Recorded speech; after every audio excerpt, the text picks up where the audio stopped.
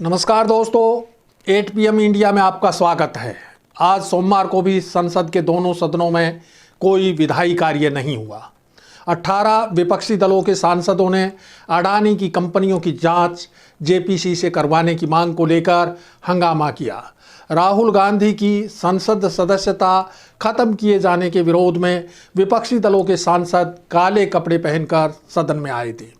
वहीं सत्ता पक्ष लगातार राहुल गांधी से लंदन में भारतीय लोकतंत्र पर सवाल उठाने पर उनसे माफ़ी की मांग को लेकर सदन नहीं चलने दे रहे।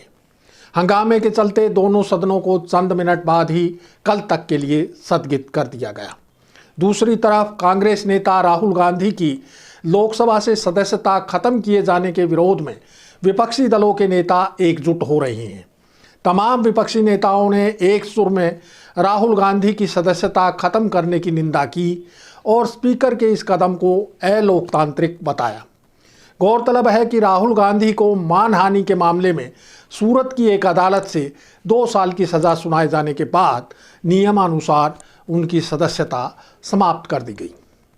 लेकिन लोकसभा अध्यक्ष ने इस मामले में जैसी फुर्ती दिखाई, उस पर सवाल खड़े किए जा रहे हैं और किए भी क्यों ना जाएं।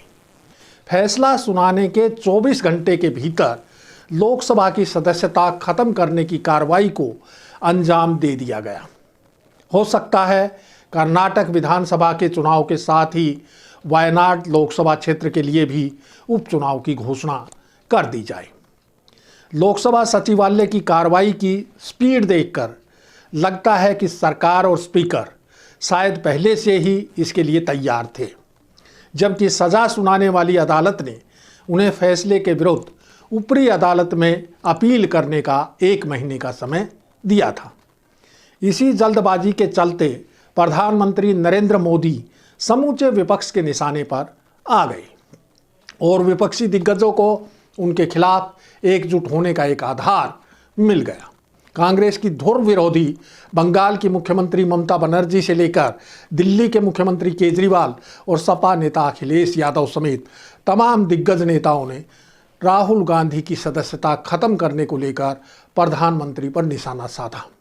पिछले काफ़ी समय से विपक्षी दलों को एकजुट करने के प्रयास किए जा रहे थे, लेकिन ये प्रयास सिरे नहीं चढ़ रहे थे। इस घटना के बाद विपक्षी एकता की मुहिम को स्वतः बल मिलता दिख रहा है।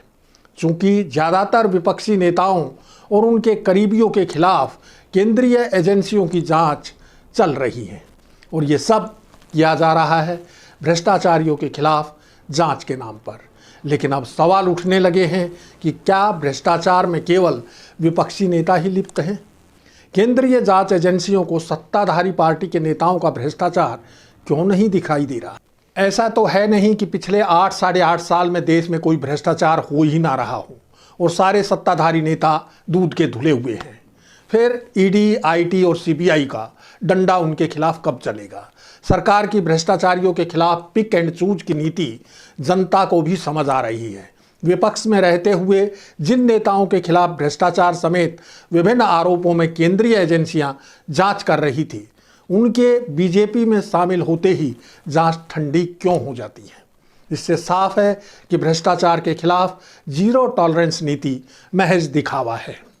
सत्ता पक्ष की ये रणनीति रही है कि संसद में जनहित के सवाल विपक्ष ना उठा पाए।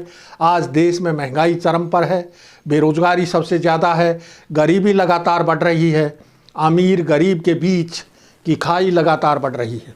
इसको लेकर जनता में रोष है, लेकिन उसके आक्रोश को नेतृत्व देने वाला कोई दिखाई नहीं दे रहा। तमाम विपक्षी दिग्गज बेबस दिखाई दे रहे हैं। वे जेल जाने के भय से अपने अपने खोल में दुबके हुए हैं। राहुल गांधी संसद और संसद के बाहर बेखौफ होकर प्रधानमंत्री नरेंद्र मोदी पर सवाल उठाते रहे हैं। जब से राहुल गांधी ने कन्याकुमारी से लेकर कश्मीर तक की पदयात्रा करके करोड़ों रुपए खर्च करके बनाई गई पप्पू की छवि को तोड़ दिया है, तब से बीजेपी नेतृत्व को उनसे वास्तविक खतरा महसूस होने लगा। राहुल गांधी पर देश विरोधी का ठप्पा लगाने के लिए लंदन में दिए बयान को मुद्दा बनाकर संसद ही नहीं चलने दी गई। अब संसद की सदस्यता खत्म होने के बाद भी राहुल गांधी के रुख में कोई बदलाव नज़र नहीं आया है और वे दिल्ली में पत्रकार वार्ता करके एक बार फिर प्रधानमंत्री नरेंद्र मोदी और गौतम अडानी के संबंधों पर सवाल उठाते दिखे। वहीं बीजेपी नेतृत्व अब उन्हें पिछड़ों का विरोधी होने का टैग लगाने की कोशिश में है। राहुल गांधी पर इस कार्रवाई के बाद राजनीतिक प्रेक्षकों का मानना है कि जिस तरह प्रधानमंत्री नरेंद्र मोदी के संवैधानिक त्रिशूल यानी ईडी, आईटी और सीबीआई के निशाने पर विपक्ष के ज़्यादातर दिग्गज हैं, उससे उनका एकजुट होना लाजमी है, क्योंकि उन्हें साफ दिखाई दे रहा है कि उनके सामने दो ही रास्ते हैं। या तो वे केंद्रीय एजेंसियों की जांच के दबाव में जेल जाने से डरकर सरकार के सामने घुटने टेक दें और अपने राजनीतिक कैरियर को आराम से ख़त्म होता देखते रहें, या फिर राहुल गांधी की तरह बेखौफ होकर सरकार के खिलाफ मोर्चा खोल दें। अब देखना यह है कि बीजेपी और प्रधानमंत्री नरेंद्र मोदी को चुनौती देने के लिए विपक्षी नेता करो या मरो की नीति पर चलते हुए एकजुट होते हैं या नहीं। अब समय हो चला है आपसे विदा लेने का।